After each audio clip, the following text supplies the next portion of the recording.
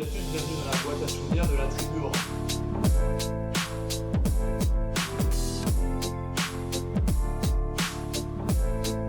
Clément Évrard, je suis au CA Balma depuis 2010. Je suis un ancien coureur de 800 mètres reconverti dans le sprint et je m'entraîne depuis cette année dans le groupe de Philippe Torini. Si je devais évoquer un souvenir collectif avec le CA Balma, je dirais que c'est ma première compète avec le CA Balma. C'était en octobre 2010, c'était le critérium des spécialités. Le championnat de France de relais, on avait mis une grosse délégation du CA Balma, il y avait des marcheurs, marcheuses, des lanceurs il me semble, une course de 4x15, nous on faisait le 4x8 et on avait vraiment amené beaucoup de monde, on avait eu plutôt des bons résultats. Et nous, notre équipe sur le 4x8, on avait vraiment une très très grosse équipe. Il y avait Martin Casse, il y avait David Goss, Maxime Kubicki, il y avait Seb Diamel qui était également coach avec Stéphane Brignoli et moi-même du coup. Et on était vraiment au-dessus du lot. On avait remporté donc notre série et puis la finale vraiment haut la main. Malheureusement, on s'était fait disqualifier pour un petit point de règlement qu'on n'avait pas vu. Mais malgré tout, c'est quelque chose qui m'a vraiment marqué parce qu'on était vraiment au-dessus. On avait des coureurs monstrueux. On avait vraiment 4 gros coureurs, 4 ou 5 gars capables de courir à moins d'une 50. Donc c'était vraiment bien. Après, bon, forcément, la déception de la disqualification qui fait qu'on n'a pas eu la médaille de champion de France.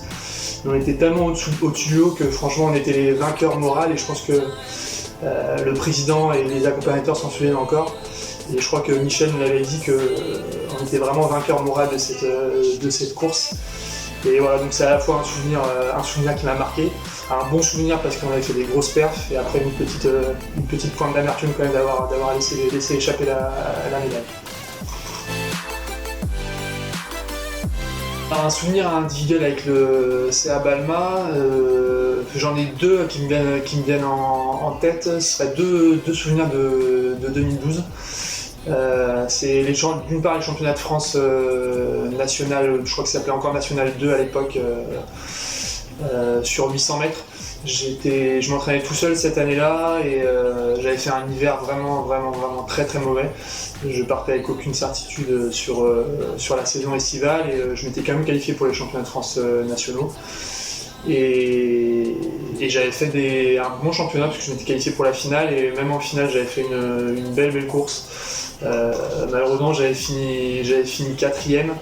J'avais fait une bonne course parce que tactiquement j'avais été très bon et je m'étais retrouvé en tête à l'entrée de la dernière ligne droite. On était 4 ou 5 de front dans les 30 derniers mètres. Malheureusement il y avait des gars plus forts que moi et je pense que j'avais payé aussi mon hiver un peu pourri. Il me manquait pas mal de caisses pour enchaîner deux grosses courses. Mais malgré tout c'est un bon souvenir parce que c'était une bonne surprise. Si on m'avait dit en début de saison estivale que j'allais faire 4ème au France N2, je l'aurais pas cru. Et ensuite c'est également en 2012, je m'étais lancé un défi de faire un marathon. Et je l'ai fait en marathon de Toulouse fin octobre 2012. Et ça a été très dur. Ça a été très dur. Mon corps, je pense, s'en souvient encore. Et bon, malgré tout, c'est un bon souvenir. C'est l'ambiance au bord de la route, les encouragements des potes, des dirigeants. Voilà, donc c'est aussi un bon souvenir individuel, même si ça a été très difficile, je me suis pas encore remis. C'est pas encore l'heure du jour, mais voilà. Donc c'est deux souvenirs individuels qui m'ont marqué lors de des années à la tribu Orange.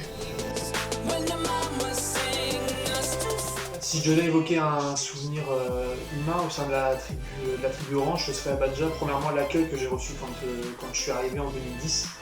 Je venais de Bretagne, je connaissais personne dans la région. On m'a filé le numéro de Seb Diamel qui m'a entraîné par la suite et puis j'ai été super bien accueilli dans le club, que ce soit par les entraîneurs ou par l'équipe dirigeante, je pense notamment à Michel. Voilà, donc c'était un super accueil, ça s'est retrouvé par la suite dans le côté familial de ce club, même s'il y a eu une évolution ces dernières années au niveau sportif, c'est toujours resté un club familial. Donc ça c'est quelque chose qui me convenait aussi, c'est ce que je voyais aussi quand j'étais en Bretagne. Donc voilà, c'est quelque chose qui m'a marqué humainement. Et puis je peux pas non plus occulter dans le club comme dans d'autres clubs, mais dans ce club l'aspect humain de certaines personnes qui donnent beaucoup de temps pour le club de manière bénévole. Je pense notamment à un mec comme Dominique Gillin que j'ai côtoyé aussi à l'entraînement dans mon ancien groupe de Nifon. Et c'est grâce à des... Il y en a d'autres, hein, mais c'est grâce à des gens comme ça qu'un club peut vivre. Et je pense qu'il faut vraiment tirer un grand coup de chapeau à ces gars-là. Et moi, c'est aussi ça que je veux dire sur le côté humain. Voilà, pour finir, restez chez vous, gardez la forme, gardez la pêche. Et on se retrouvera au printemps de l'année prochaine pour de gros interclubs avec la tribu orange. Ciao!